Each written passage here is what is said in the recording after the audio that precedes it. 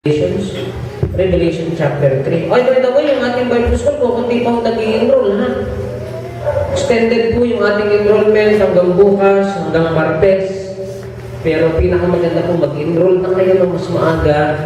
Kasi po, lalo na po, ako po ang professor sa prophecy. Ako, pinakamahirap po yan na ituro, pero napakagandang subject. Professor po natin, kompleto po tayo ngayon. Nandiyan si Pastor, nadagdag natin si Pastor Mosquera at saka si Pastor Orias. Okay, so ganda po, kompleto po tayo ngayon ng professor. At ang saya po, okay? So, enroll po kayo, beginning, kahit po mamaya o kaya bukas po, Thursday subject, ay mag-enroll na po kayo. Sayang ang pagkakataon. Amen? Okay, Revelation chapter 3, please. Revelation chapter 3 and verse 20. Napanood ko yung parang kung hindi pa nadadaw ng yung upload, na preaching na. Bagal? Papanood ko dito, mabilis naman yun sa amin. Papanood ko ng diretso. Okay, so Revelation chapter 3 please. Revelation chapter 20. And verse, Revelation chapter 3, verse 20. Diyan po kayo sa Amen. Amen. Revelation chapter 3, di ko malabo po yung aking mata ngayon. Sabi po, Revelation chapter 3, verse 20. Behold, I stand at the door and knock. Any man hear my voice and open the door, I will come into him, and I will sup with him, and he with me. Kahit po na yung manalangin, salamat po aming Panginoon ngayong gabi. Salamat po sa inyong biyaya sa amin at pagpapala. Halaan niyo po ang salitang mahayag. At makasa po kami na i-bless po ang salita at sa pangalan. Kaya magdalangin, salamat po sa inyong lahat sa pangalan po na yung Panginoon Jesus. Amen. Hindi na po kayo po.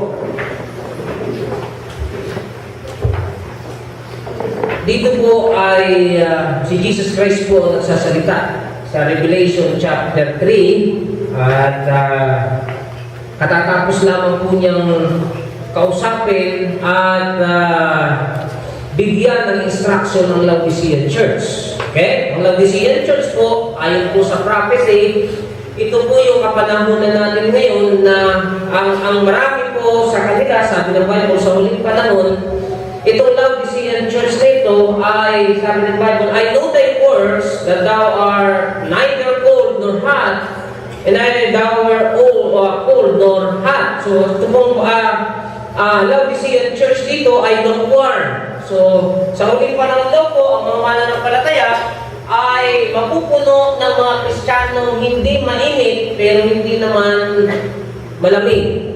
Maligamgam, Tagalog.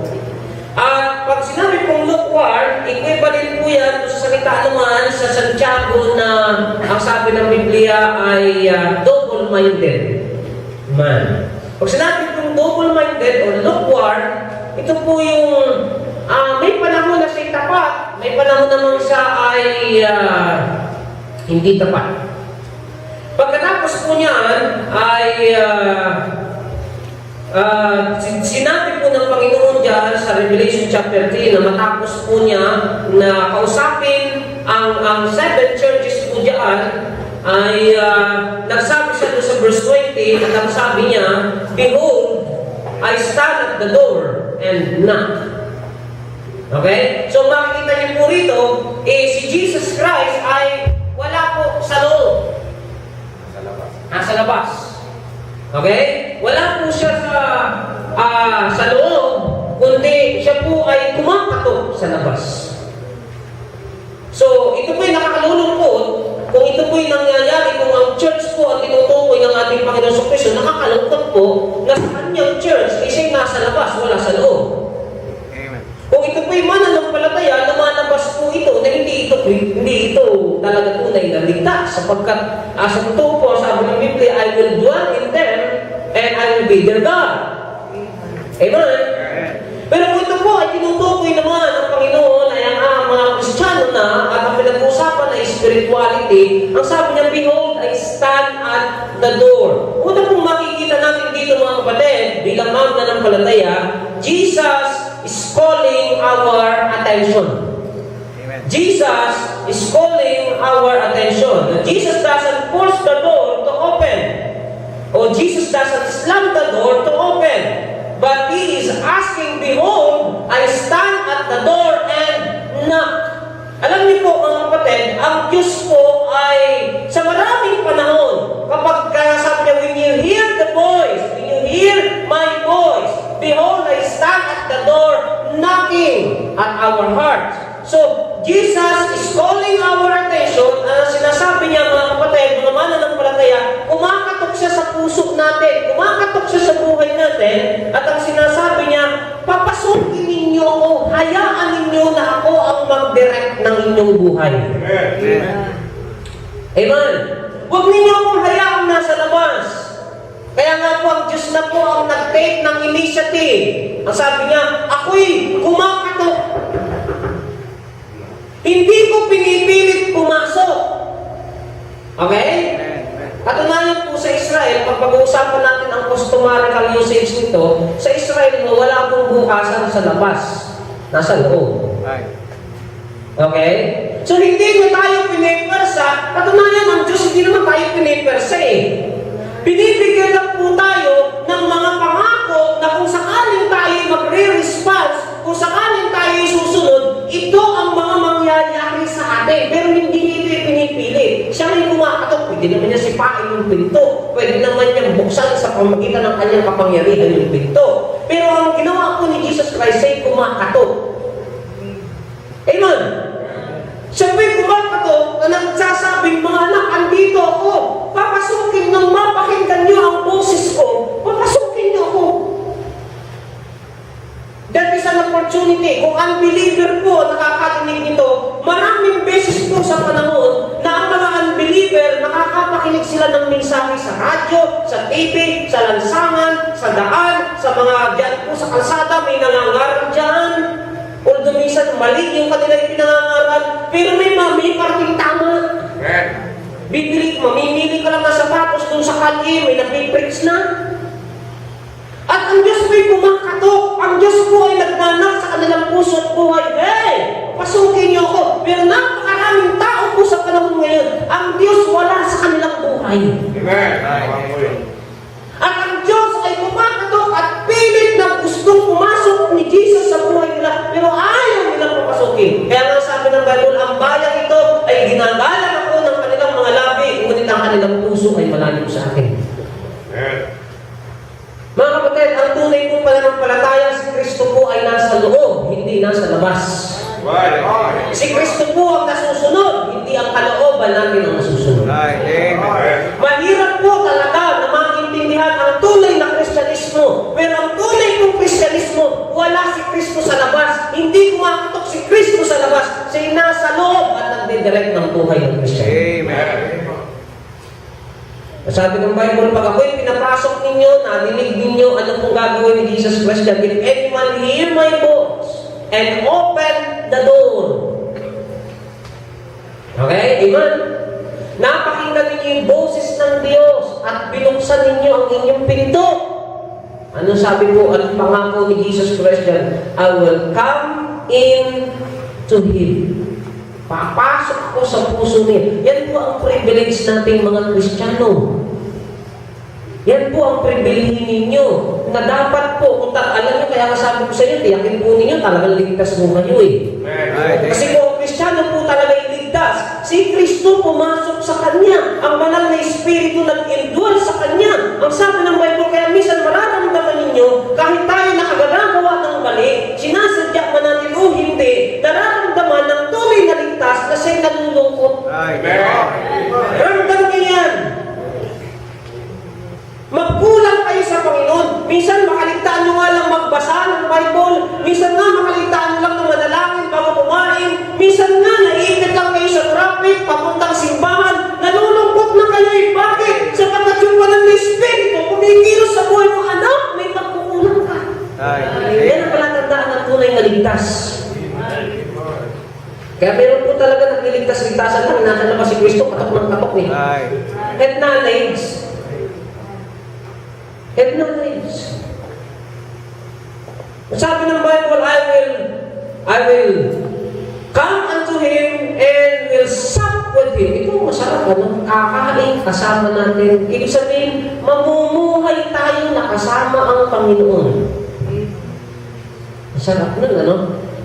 I-direct niya yung ating mga buhay. Bibigyan niya tayo, mga kapatid, ng purpose. Alam niyo po, mga kapatid, bilang mga Kristiyano, alam niyo po ba na maraming taong nabubuhay ngayon, nabubuhay sila sa hindi talaga purpose ng Panginoon.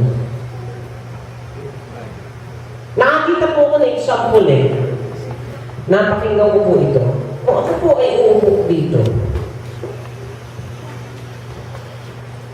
pwede naman, kaya naman ako. Bigat nito. Pero ang tanong ko po sa inyo, kung ako may nakaupo dito, kung kaya naman ako nito, hindi ito po ang purpose. Hindi po ito upuan. Kung makikita po ako nung gumawa nito, magagalit sa akin. Sapagkat ginawa po ito hindi para upuan. Ginawa po ito po ay speaker para magbigay ng Moses. Although pwede, pero hindi yun ang tama. Ang tama, ito. Amen? Alam niyo po ba na minsan, pinipilit ng taong mabuhay, pinagpwede yung isang bagay na hindi naman doon yung kalooban ng Diyos sa buhay. Pwede naman. Pwede naman yung pastor Oo nga po, pwede naman Kaya may mga parte sa buhay natin na pinipilit natin pagkapwede ng isang bagay at nakakapwede naman pero hindi tayo nagiging masaya sapagkat hindi naman na yun talaga ang purpose ng pagkakalagay ng Diyos sa atin doon Kaya may mga tao nagsisiksikan doon sa mga bagay na hindi na pinakakapwede. Ang resulta, pag pinilit natin pagkapwede yung hindi naman doon para doon, ang nangyayari po tayo, ang tawag doon survivor. Say amen. Nabubuhay po tayo sa hindi yun talaga ang purpose o disenyo ng Diyos sa atin. Alam niyo po mga kapatid, kung ako ay hindi nagpastor, hindi nangyari yung dahilan ng Diyos sa buhay ko. Nakikinig po ba kayo? Amen. So nung ako'y magpastor, nung ako'y maligtas at sabi ng mga anak, gagamitin kita, pwede naman ako hindi naman mapagamit Pwede naman sabihin ko lang, pwede naman ako mag-business na lang, pwede naman ako mag-abroad lang, makakatulong din naman ako sa church. Magpadala lang ako ng tithes and offering ko, makakatulong naman ako sa church Lord, pwede naman Pwede naman yun Pwede naman ako umupo sa speaker na ito kahit hindi ito upuan. Pero mas lalo akong magiging effective, mas lalo akong magiging masaya, at mas lalo magiging fulfillment yung buhay ko ayon doon sa pagkakadesenyo ng Diyos sa buhay ko. Kaya pag ang pinayagan natin na ang Diyos ang masunod sa buhay natin, hindi tayo nagkakaroon ng kagalaan at nagkakaroon ng peace of mind ang ating buhay. Kaya kahit anong gawin ninyo sa buhay ninyo, mga kapatid, pag hindi yan talaga ang kalooban ng Diyos sa buhay ninyo, wala kayong peace of mind. Wala talaga kayong kapayapaan. Para lang kayo umuupo sa speaker na hindi naman kalooban ng Diyos na upuan ng speaker. Pero makakasurvive. Kaya naman, pwede naman pastor Nagkakapwede naman. Kaya, hayaan po natin na si Kristo'y talagang pumasok sa ibuturan ng puso natin at bigyan ng direksyon ni Kristo kasi habang tayo nakikinig ng salita ng Diyos, nakikinig tayo ng salita ng Diyos, unti-unti niyang na mga kapatid na binibigyan tayo ng insight ano yung kalooban niya at ano yung dapat natin gawin sa buhay na kaisa-isa nito Amen? Okay? Pero kapag pinilit natin lumabas tayo doon sa kalooban ng Diyos, lumabas tayo doon sa prinsipyo ng Diyos, kaya pwede naman Kakapwede, backslide nga, nabubuhay Amen? Yung malayo sa Panginoon, pwede nga Pwede naman pagkapwede Kanya nga lamang, nabubuhay tayo sa kalungkutan at sa hindi kalooban ng Diyos. Kaya ano sabi ng Panginoon, pag ikaw ay lumabas sa kalooban ko, pwede naman, kanya lang, wala talagang masaya accomplish na buhay. Kaya makita niyo po sa church members, Hindi po tayo pare-parehas dito. Ang pinakamaganda, hanapin niyo kung saan kayo nararapat na gamitin talaga ng heart, ng buong puso sa Panginoon. Yung wholeheartedly. Saan ba kayo pwede talaga? Ano ba talagang ministry ang paggagamitan ninyo? Kung kayo po'y teacher at nagtuturo talagang pangakawalan mo na, pagbutihin nyo na kayo sa kanan ng buhay ninyo, magtuturo ako, pagbubutihin ko yung pagtuturo sa bata ko sa adult man. Kung kayo po'y magme-membro dito ng Juan, aawit kayo sa Panginoon, pagbutihin ninyo, umulan man, bumagyo man, may kasama ka man, may kaibigan ka, may naan dyan o wala, mananatili akong sasali, ako'y maglilingkod, ako'y aawit, sa pagganito ang pagkakagamit ng Panginoon sa atin. Amen? Paghanapin niyo po yan. Huwag natin hayaan ang Diyos, ang salita ng Diyos ay po lagi na lang katok ng katok. At hindi nakaka-penetrate sa puso natin. Nasa labas lang.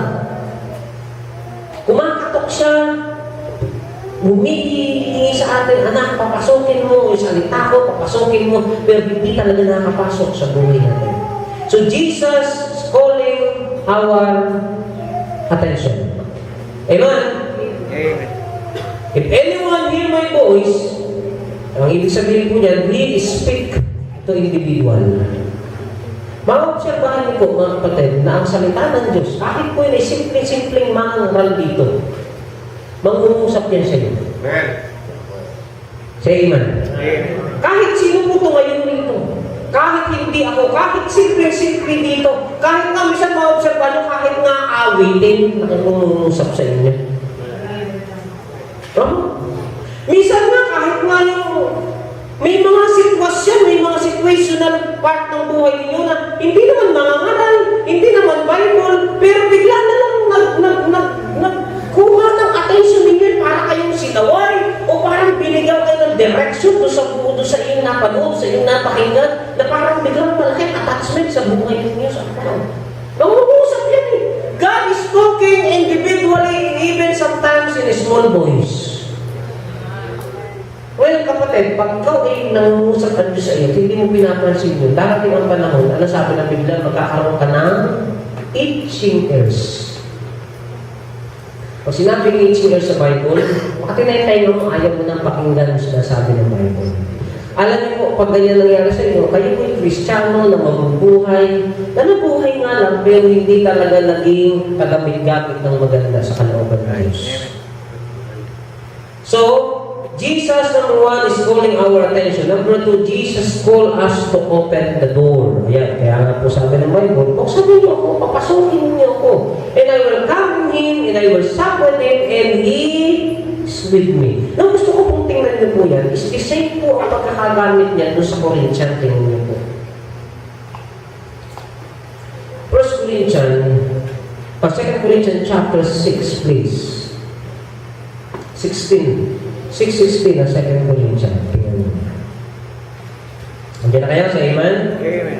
Kaya nga po, para maintindihan na lagi natin, tingnan niyo sabi ng 14, be not equally yoked together with the unbelievers, for what have fellowship with righteousness with unrighteousness, and what communion had the light with darkness. Kaya ito nga po unang-unang dapat maintindihan ng Bible. Para maintindihan natin ang maliwanag yung boses ng Diyos, there must be a separation. Si-separate talaga natin yung sarili natin. Ay, naku, sabihin sa inyo, kaya iba, kaya may hirapan mga kanya kung kayo pilmanan ng palataya, tapos ang barkada niyo unbeliever, talagang may hirapan mo kayo. Talagang mapapang buhay ninyo nasa liwanag, tapos sila'y nasa kaliliman. 15. And what concord had Christ with Belial? And what have he that believed with an infidel? Ano daw pag sinabing concord, ano? Yung pagkakadugso ninyo, yung ugnayan ninyo. 16. And what agreement had the temple of God with idol? For ye are the temple of the living God.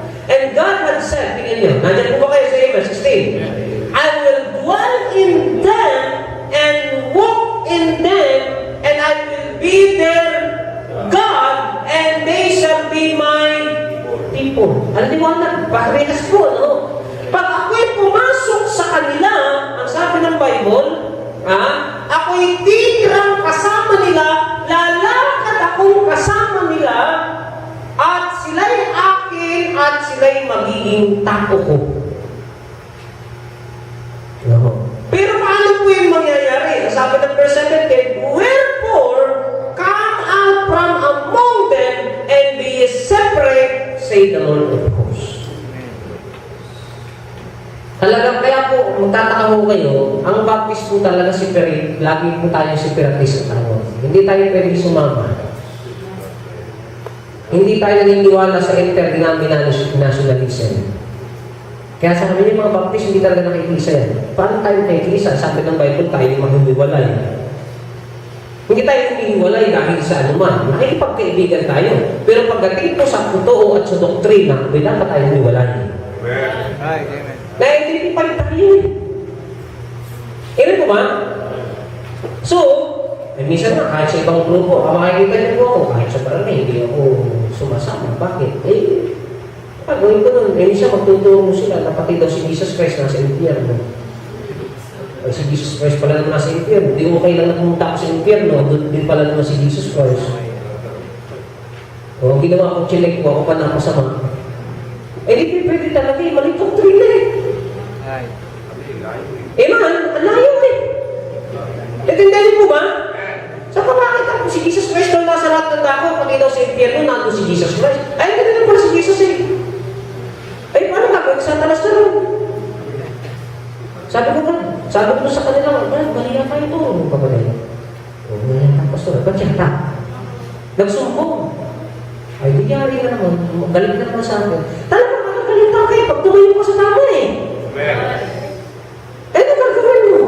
Sabi niya isa, manampalataya ka at bautismuhan. Kaya tuloy si Kapitan, sabi niya, alam niyo mga kapatid, every Monday, napabautismuhan ako ng Holy Spirit. Tapos minsan tatanong pa ako, diba, Pastor, malabanan? Hindi naman, makatanong. Bakit matututun niyo yun eh? Ang gulo! Paano ka sasama? Nakukuha niyo po ba man? Ang tanong, paano tayo tatayo? Paano tayo malilindigan? Ay, isang kapatid ko, mahirap kung tumayo ang isang bag na walang laman. Paano kayo tatayo? Kailangan matuto kayo ng doktrina. Kasi ang hirap kong manindigan at tumayo nang hindi mo alam kung saan katatayo at maninindigan. Kaya nga po marami mga kamataan, ang hirap na hirap tumayo at manindigan kasi walang alam. Ay kumbaga yung pinag-computer ninyo nag-iigor kayo sa Bible School at yung isang oras kalahati din na obo sa pakipaglaro ng Dota kayo natuto kayo ng biblical principle. Ay di mas tumibay kayo lumago kasi kung ano gawin ninyo? Ay yung kaupo ninyo ng 1.5 hours sa Facebook, ay nakaupo kayo ng 1.5 hours dyan sa Bible School, nakakuha kayo ng isang subject, nakuha nyo kayo prophecy, ay di malang isang araw, magpropeta pa kayo. Nagulaan.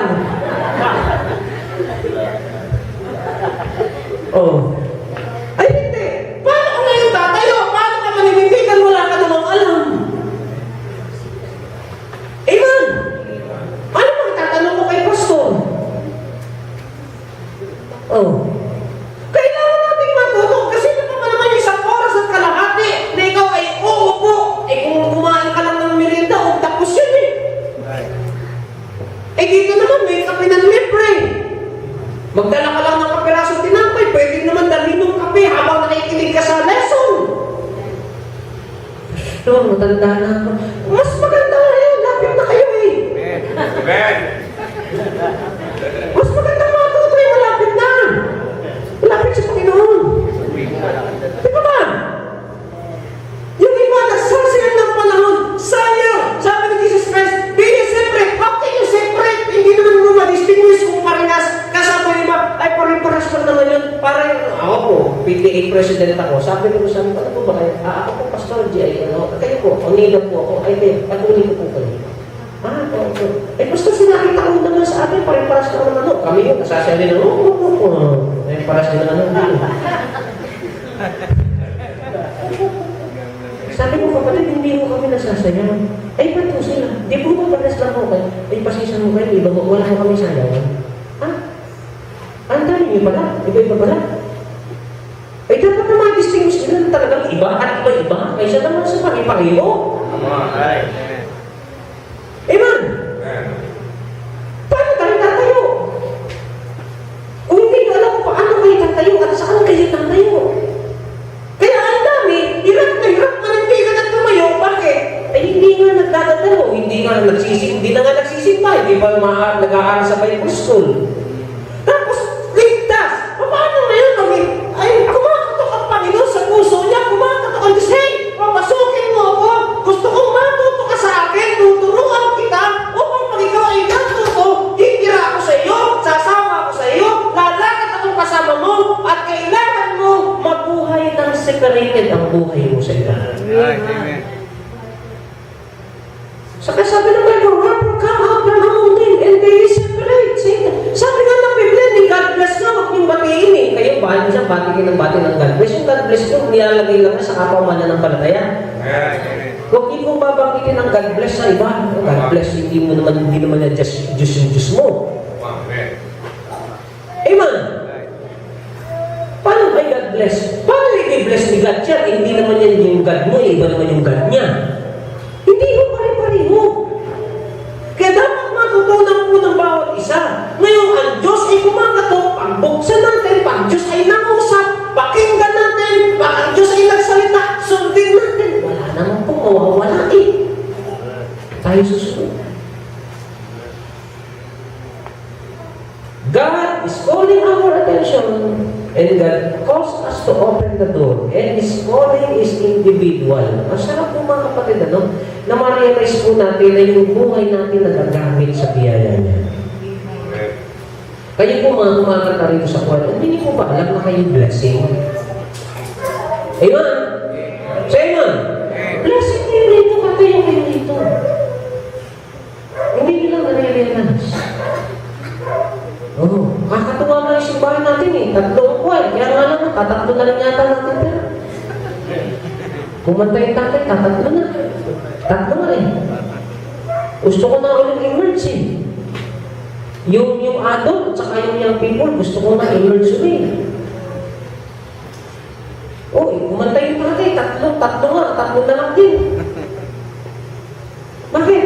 May mga tatay na inconsistent. Bakit? Ay kasi talagang mahihirapan po kayo sa mapipir sa kayong magsisimba. Ay hindi naman pwedeng kayo kasal ng buwan, linggo lang kayo sasama, kakanta kayo, kakanta kayo doon.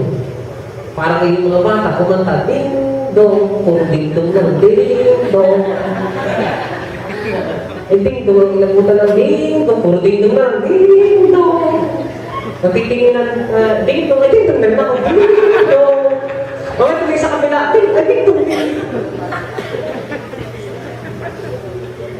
Ay, siya. Oh, David, kakanta mo. Amen! Gusto ko i-merge na lang ulit eh. Experiment ko na ako. I-merge ko na lang yung adult sa young people. Total, yung mga adult naman natin, young at heart pa rin naman. Amen. Amen? Oo, sumama kayo sa mga young people. Kaya patunayan nyo sa akin, kung bihira naman nung kakanta na rin lang tayo sa Panginoon eh. Sabi, nangyayari dito mga tatay, ano eh, mother's choir. Ay, mother's choir na lang kaya naman natin. Walang tatay eh. Mga tatay, minsan kakanta ko, kita eh. Ha? Away. Away! Away ko lang, inatingin ko sa kopya. Away!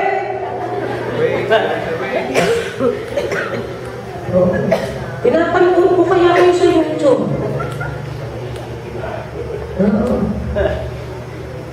Pag yung isa nakatayo pa, nakagano.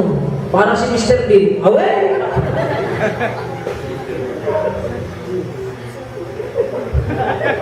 Tinutulog ka na. Abay, nakaganon ka. Nakaliktay. Away! Ay, sabi ko pamilya mo ito. Hindi pinagpuputi. Mga kapatid, ang kailangan talaga natin ng mga seryosong maglilingkod sa Panginoon. Amen! Huwag natin, yung po bang pagtatayo mo kayo, lagi nyo iisipin ang Diyos nasa harap. Amen. Pero stakato kayo. Away! Away! Ipay! Tingnan ninyo sa YouTube. Alam nyo, ang pinakamaganda para ma-improve ninyo yung sarili ninyo, i-video ninyo. Amen. Subukan nyo panoorin yung sarili nyo sa video, tingnan ninyo yung itsura nyo. Hindi kayo makakatingin sa mukha nyo. Pagputihin ninyo, ayan. Sabi na Bibihon, mga kapatid, tingnan niyo po yung mga kulto kung sila yung mawit. Talaga naman, istakato sila, tapos tayo. Mga kapatid po, ha? Sayang! Gagawin na ligat natin. Sabi ko po sa inyo, members, huwag tayong maging lousy na kagaya ng maraming mga churches ngayon at habang tumatagal mga nagiging lousy. Right. Amen. Ha? Na ginagawang parang ganun na lamang ang gawain ng Panginoon. Minsan may mag-aanos pa, mga kapatid, magpa-practice po kami, ha? Pa-practice kayo sa Panginoon. Huwag mag-practice sa Panginoon, kaya naman may practice, eh. Right. Amen. Tatayin ka doon, magpa-practice po kami. Huwag ka na kumanta, pa-practice ka lang ulit. Gawin natin yung best natin. Amen. Amen. Ang Diyos po, pag nag-o-offering tayo, ano sabi ng Biblia? Siya'y nakapanood. Eto ngayon, siya'y nais niyang kumakatok sa puso. Alam niyo po ang gusto ng Diyos sa atin, dito po magawakas. Gusto niya sa lahat ng bagay, sabi ng Biblia, pag kumakanta, pag nag-o-offering, pag nangangaral, ano sabi ng Biblia? Ang gusto niya lagi siyang kasama. Imagine niyo, yung ba ating Diyos? Amen. Amen. Lagi niya gusto kasama niya tayo. Bakit? Sapagkat ang Diyos natin gusto niyang ikaw at ako ay magtagumpay sa buhay. Bakit? Kasi sa dami ng ating mga desisyon, sa dami ng ating iniisip, may mga bagay na nailalagay natin yung ating sarili sa doon sa hindi dapat pagkalagyan. Amen. Minsan alam na natin mali, pinababayaan na lang natin. Bakit? Wala tayong lakas minsan. Pinababayaan lang natin. Kaya nasisira pati buhay ng iba ng dahil sa atin. Kung tayo tatayo, natututo tayo. Tingnan nyo, maraming mga nanay, hanggang ngayon, may kausap ako kanina, makakatuwa naman yung mga anak mo, naturuan mo ng ganito. Alam ko yung nag-rate na tama, pero hindi na ito sa anak. Bakit? Walang lakas. Alam niyo po, minsan, are with me, amen? Minsan alam niyo yung tama, pero wala kayong lakas na gawin. Yun ang nangyayari. Alam natin tamang gawin, pero wala tayong lakas na gawin. Bakit? Hindi nyo kaya talaga sa inyong sarili. Kaya nga, ini-offer ni Kristo ang lahat ng bagay. Alam niyo, members, may bibigay nyo lang yung commitment ninyo pag isinama nyo si Kristo sa desisyon ninyo. Alam niyo, mga kapatid, makakapagtapat lang kayo sa pagkanta, makakapagtapat lang kayo sa paglilingkod, makakapagtapat lang kayo sa pagtuturo. Ako personally bilang pastor, makapagpapatuloy at makapagtatapat lang ako kapag kasama ko ang Panginoon sa buhay ko. Amen. Usap-usap kami mga pastor ng isang araw. Pare-pares pa naman na experience. Pare-pares kami na experience. Kaya sabi ko, sarap pala. Ano ka, tuwing Monday, tayo, kaya sabi ko sa kanila, itong mga profession namin din natin dito, sabi, ano ka, tuwing Thursday, umaga tayo, at tayo magkwentuhan, sharing. Pare-pares kami na naranasan eh. Sharing. Kwentuhan. Bakit? Alam mo, lagi ang sumanutan namin, alam mo, kung tayo wala sa Panginoon, hindi lang dahil sa Panginoon, mananan tayo sa ministry. Yun talagang totoo eh. Kailangan natin pare-parehas ang biyaya na ating Panginoon. Kaya ma-observahan niyo po, itong pinakalas, that Jesus is calling our attention. Jesus wants us to open the door. But Jesus offered Himself for us. He is always available. Mahirap po bang tanungin siya sa kalooban sa buhay natin? Mahirap po bang tanungin siya kung tayo magdidesisyon sa ating mga bagay na gagawin? Kung tayo magpapalaki ng anak, kung tayo gagastos, kung tayo gagawa ng isang bagay, kung tayo bibili ng anumang bagay, mahirap ba na tanungin siya na doon kalooban niyo ba ito o hindi? Pastor, paano ko malalaman? Paano siya sasagot? Yun na yung sasagot. Lagi yung may small voice. Either yan ay sa preaching, Either sometimes siya sa Bible study, sometimes siya pag nagbukas ka ng Biblia, magtataka ka, pag nagbukas ng Biblia, hindi pa lang ng electric fan. Pagbukas mo ng Bible, pagbasa mo, ito ang sagot ng Diyos. Kahit saan man po, mga kapatid. Minsan nga, naglalaro lang yung pusa, makakakuha ka na ng prinsipyo ng mensahe. Amen? Mag-observe ka lang, ang Diyos ay sasagot even in circumstances in life. Bigla na lang, magbibisyo ka, bibigyan ko ng ganito, bigla na ka-abi-aber yan. Lord, ito po ba ang sagot ninyo na hindi ako dapat bumili? Medyo ganun yun eh. Amen? Amen. Minsan ganun. Naranasan niyo po bang may pera kayo, gastos kayo ng gastos, tapos dumating sa pagkakataon na kahit balitsing ko, wala ka ng pera? May po ba kayo? Tapos nakikinig po ba kayo? Say amen. Tapos sa kanya nare-realize, sa kanya nakalaala ko, ba't po yun? Ngayon wala akong pera-pera. Naranasan niyo? Small voice yun ng Panginoon. Tinutulungan kayo na kayo maging maingat. Pag matigas ang ulo ninyo, talaga nung walang mangyayari sa buhay ninyo. Magagalit ka lang, sasaktan ka lang, bumatatok ang Diyos. Sabi niya, ayoko! Para rin sa pastor, kinatok niya yung ganito. Katok siya ng katok. Wala nang po si mama dito. Open daw po sa inyo. Kaya wala kang mangyayari doon.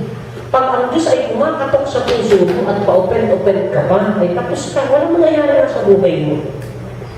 Papasokin natin siya. Hindi naman niya tayo isisirain eh.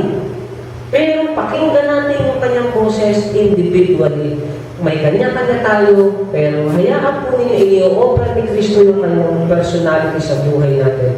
Igagay niya tayo, tutulungan niya tayo, hindi niya tayo babayaran sa buhay natin. Amen? God is knocking at the door of our heart.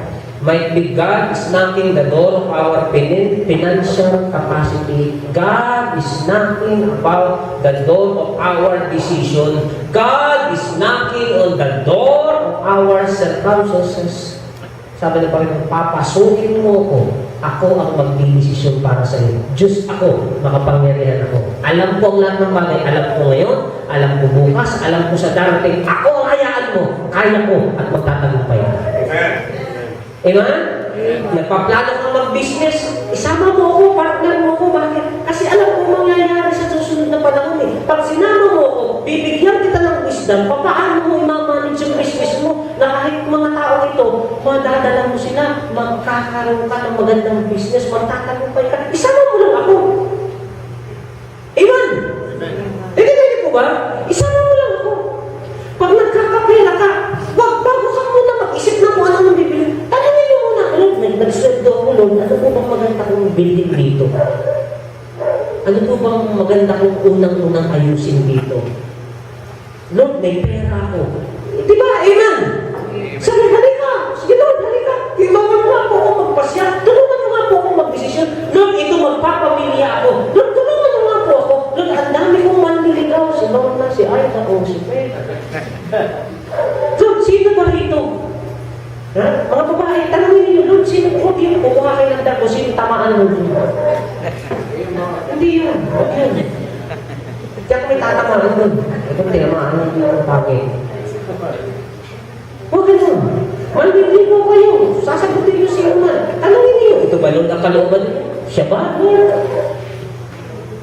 Tanongin niyo. Hindi naman masama eh. Sabi ng Bible, isama mo ako. Amen? Say amen?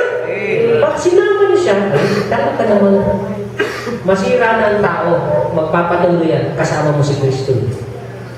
Mawala man yung mga kliyente mo, magdadagdag siya na mas marami, si Kristo kasama mo. Amen? Amen. Lord, binastit ako, huwag kang mag-alala na. Ngayon ako inihanda sa'yo, natingin pa lang sa mata mo, alaman mo, ito na.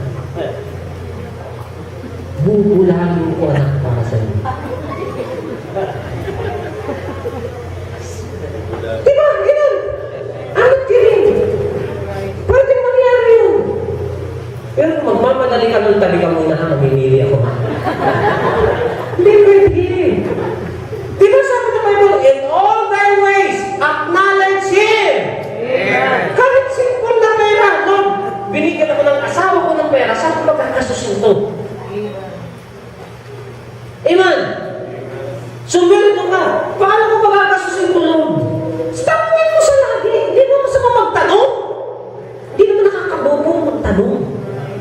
matalino nga. Tanungin niyo siya. Hindi kayo magkakamali. Lord, sa tingin mo, hindi ka ganda. Sasagot naman po siya sa inyo. Sasagot siya. Tingnan niyo, abangan niyo ang sagot niya. Meron. Kaya tingnan niyo po ako pag ako nagano'n sa inyo, ng anumang project natin. Ano sabi sa inyo? Pagkalooban ng Diyos, Lord, lalagyan yung papag-alagin sa puso mo. Pero pag hindi, alisin mo sa puso mo. Ganun naman po. Lord, pagkalooban ninyo, lalo ninyo maging masikasig sa akin mo. Huwag niyong alisin sa puso ko yung project na yun. Ituloy niyo, Lord. Pero pag hindi, Lord, alisin niyo. Pakalimot niyo sa akin. Kaya pag nalaman ko talagang kalooban ng Diyos, kay sumama ka kay hindi, tuloy ako. Bakit? Panatag ako, kasama mo ang Panginoon eh. Ikaw, limitado mo gagawa mo, pero ang Diyos mo, marami magagawa niya. At kung ikaw man ay hindi susuporta, magpuprovide ang Diyos na mas magaling sumuporta kaysa sa iyo. Okay. Bakit? Mas makapangyarihan yung Diyos ko eh. Sa Amen. Kaya ano sabi ni David? Though I walk through the shadow of death, ay bumabakas po ako dito. Tingnan niyo ang Psalms 23, yung part nila dyan. Tingnan niyo po, Psalms 23. Tingnan niyo. Sabay-sabay natin basahan, Psalms 23. Yeah! Nandiyan po ba kayo? Amen. Though I walk through the valley of the shadow of death, I will fear no evil, for thou art what? Hindi. Kahit lang lumakad ako sa daan, ano sa Tagalog yan? Daan ng kapahamakan, hindi ako matatakot. Bakit? Kasama kita eh. Kasama kita eh. Hindi ako matatakot. Why? Because thy rod and thy staff, they comforted me. Tiyakin niyo lang nakalooban ng Diyos. Ako naniniwala. Kaya tanungin natin siya, hindi po masamang magtanong sa Panginoon. Katunayan, hindi naman siya talayo eh. Siya ay kumakatok. Ang tanong po natin ngayong gabi, willing po ba kayo magbukas para sa Panginoon? Kung kayo po yung willing, alam niyo po ang Diyos, huwag niyo sabihin, gusto ba ng Diyos? Hindi. Gustong-gusto na nga niya eh. Kumakatok na nga siya. Huwag sa kanya.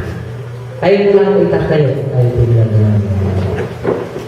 Panginoon, marami po na kami mga naging desisyon na mali. Marami na po kami mga napagpasyahan na hindi tama. Marami ng mga pera ang nasayang. Maraming oras na ang naubos. Sa pagkakataon ito, Panginoon, kumakatok po kayo sa pintuan ng aming mga desisyon. Kumakatok po kayo sa aming mga pagpapasya, sa aming mga pinansyal na hinahawakan, sa aming mga business na pinagpapasyahan, sa aming mga personal na desisyon sa buhay.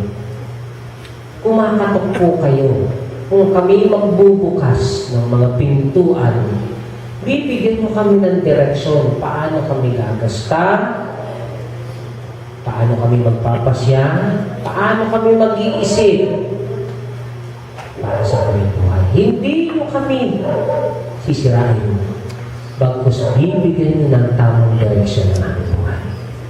Pero salamat po sa mga katotohanan at katagalan nila ng tulungan niyo lang po kami na hindi kapagtibayan sa aming mga puso. Na dapat lagi namin maalala na ano mang aming pagpapasyahan, ano man ang aming gagawin. Kaya nga sinabi po ninyo sa amin, whatsoever you do or deeds or words, do it kung namin. Nawa ito hindi maging kapipisugan, kundi maging hamon sa pangitisan. Huwag maging resisting ang aming puso kapag kami nakapakikinig ng mga ganitong mensahe. Sapagkat ito hindi makabubuti para sa amin. Sapagkat darating ang panahon na sabi mo ninyo, isasadlak nyo talaga kami sa mga maling pagpapasya para kami mga tuto. At maalaala namin na may Diyos pala na dapat namin tanungin. Huwag namang mangyari yun sa amin. Ngayon pa lang, tulungan niyo na po kami. This is the first month of January. Ano man ang aming mga pagpapasya, ano man ang aming mga dapat ayusin, i-adjust sa bahay, sa sarili. Simulan po namin. Hindi namin kaya to, pero kayo po'y kumakatok sa aming buhay.